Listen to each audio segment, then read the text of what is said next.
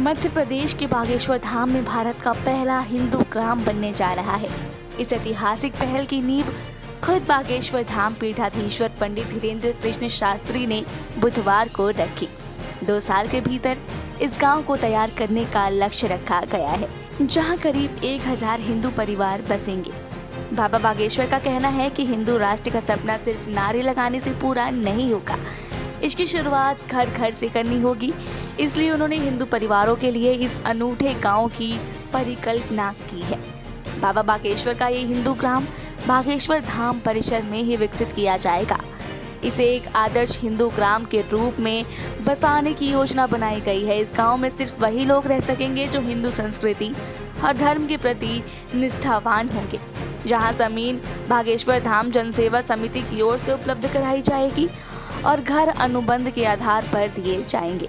यानी यहाँ रहने वालों को मकान का मालिकाना हक तो मिलेगा, लेकिन वो इसे किसी अन्य को बेच नहीं सकेंगे। इसका मकसद ये है कि किसी की बाहरी व्यक्ति या धर्म विरोधी तत्वों को यहाँ घुसपैठ का मौका ना मिले। बुधवार को इस हिंदू ग्राम की आधारशिला रखते हुए बाबा बागेश्वर ने वैदिक मंत्रोच्चार के साथ भूमि पूजन किया। इसके बाद कन्या पूजन की रस्म अदा की गई, जो सनातन परंपरा में शुभ मानी जाती है।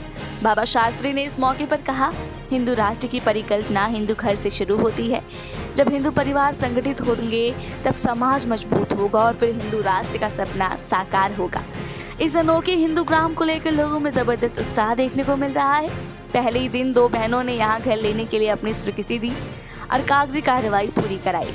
इसके अलावा लगभग 50 से अन्य लोगों ने भी इस हिंदू ग्राम में बसने की इच्छा जताई। आने वाले समय में इस संख्या के तेजी से बढ़ने की उम्मीद है। बाबा बागेश्वर का मानना है कि आज के दौर में हिंदू समाज को एकजुट होकर रहना होगा। उनका कहना है कि धार्मिक षड्यंत्रों के चलते कई इलाकों में हिंदुओं को अल्पसंख्यक बना दिया गया है। कुछ लोग लालच या मजबूरी में अपनी जमीनें बेच देते हैं और फिर धीरे धीरे पूरा इलाका बदल जाता है। हिंदू ग्राम की अवधारणा इसी खतरे को रोकने के लिए की जा रही है। बाबा बागेश्वर की इस पहल को लेकर कुछ लोग इसे हिंदू राष्ट्र की दिशा में पहला कदम मान रहे हैं, तो कुछ इसे समाज को विभाजित करने की कोशिश बता रहे हैं। सोशल मीडिया पर भी इसे लेकर जबरदस्त बहस छिड़ी हुई है। कुछ लोग इसे हिंदू धर्म और संस्कृति की रक्षा के लिए जरूरी कदम बता रहे हैं, तो कुछ इसे असंवैधानिक और भेदभावपूर्ण कह रहे हैं।